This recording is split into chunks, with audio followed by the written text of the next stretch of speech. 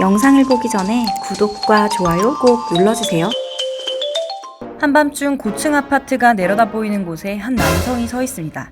남성은 곧 차가 지나다니고 있는 도로에 몸을 날립니다. 남성이 메고 있던 가방에서 낙하산이 펼쳐지고 남성은 도로 위를 여유롭게 떠다니다 한 마트 옥상에 착륙합니다. 영상이 촬영된 곳은 부산 해운대구. A씨와 B씨는 지난 10일 해운대의 호텔과 오피스텔에서 낙하산을 메고 주차를 뛰어내렸는데요. 이 장면을 목격한 주민들의 신고로 경찰에 붙잡혔습니다. 이들은 스스로를 베이스 점핑 예술가라 소개하는 러시아인으로 알려졌습니다.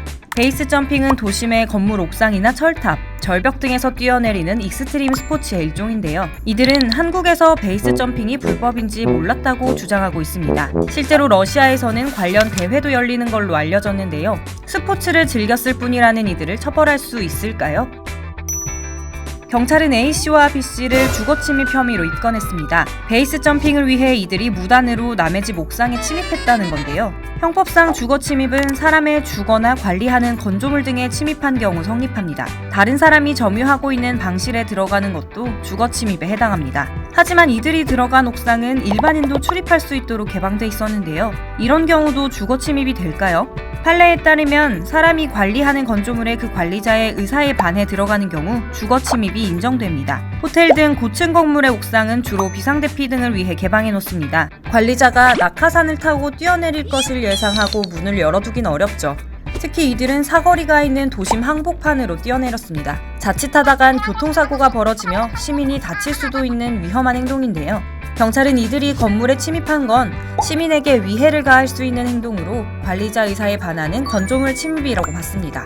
만일 본인이 사는 건물에서 뛰어내렸다면 어떨까요? 원칙적으로 고층 건물에서 뛰어내리는 행위 자체는 처벌 대상이 아닙니다. 자신이 거주하거나 관리하는 건물에서 뛰어내렸다면 주거침입 혐의도 적용할 수 없는데요. 다만 도로를 향해 뛰어내린 경우 도로교통법상 금지 행위에 해당할 수 있습니다. 도로교통법은 도로에 있는 사람이나 자동차를 손상시킬 우려가 있는 물건을 발사하거나 달리는 차 위로 뛰어내리는 행위를 금지하고 있습니다.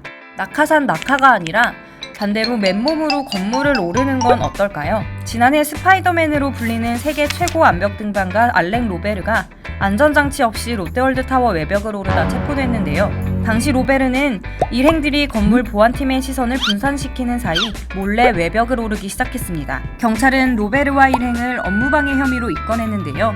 로베르가 사전에 타워 측의 협조를 구하지 않았고 보안팀을 속여 건물 안전관리라는 업무를 방해했기 때문입니다. 불과 2달 뒤 로베르는 영국 런던의 높이 230m 헤론타워에 올랐다가 또다시 체포됐습니다. 런던 경찰은 경찰과 소방대원, 구급차 등이 로베르 등반 현장에 출동하느라 다른 응급 상황에 대비하지 못했다면서 그에게 공무집행 방해 혐의를 적용했습니다. 남들이 하지 않는 도전을 하는 스포츠라고 해도 다른 사람에게 피해를 줄 수 있는 행동은 절대 삼가야겠습니다. 지금까지 사건의 전모를 들려주는 풀스토리였습니다.